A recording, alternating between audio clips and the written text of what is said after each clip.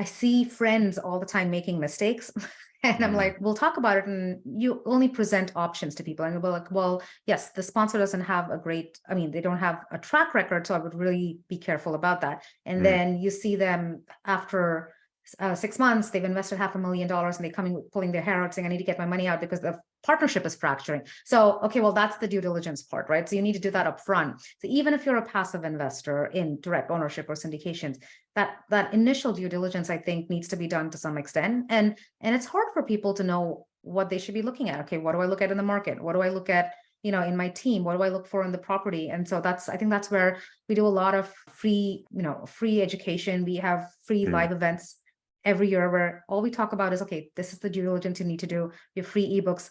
But it's like putting everything together in one place where Mhm. they go in knowing something, so they're making the right choices.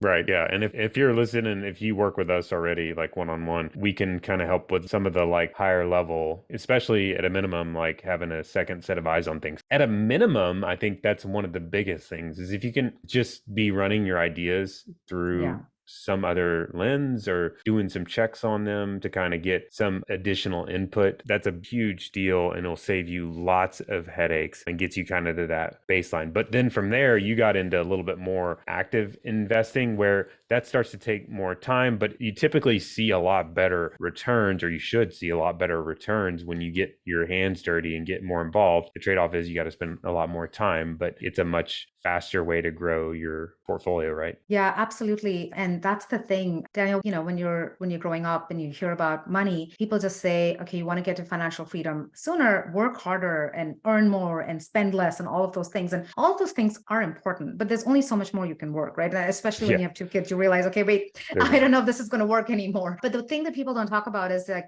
what is the return, the ROI of your overall portfolio? Like no one talks about that when they talk about financial freedom, because all you hear is the 4% safe withdrawal, so the 25x, your annual requirement, that's where your portfolio needs to be. All of that is built for the stock market, and that's mhm, based on that 4% safe withdrawal. You can only withdraw 4% from that stock portfolio in retirement. The funny thing is that we actually have a retirement calculator on the website, and there are so many other retirement calculators where you can actually plug in the numbers. And if you go from that 4%, when I plug my numbers in, it would take me 17 years to get to financial freedom investing in the stock market. But with real estate, the passive real estate that we talked about, right, those passive strategies, you get 20% annualized returns every year. Right. That's with a lower risk profile. And I mean, we can get into that if we need to. But when you get active, right, when you spend more time on real estate and you get active and you start tapping into those advanced tax strategies, we can get up to 200% ROI in year one. And so it's a game of returns essentially. When you plug those numbers in, and so even if you're conservative and say you get to a point where you're getting 70% ROI because you're doing a short-term rental, you're getting the tax savings,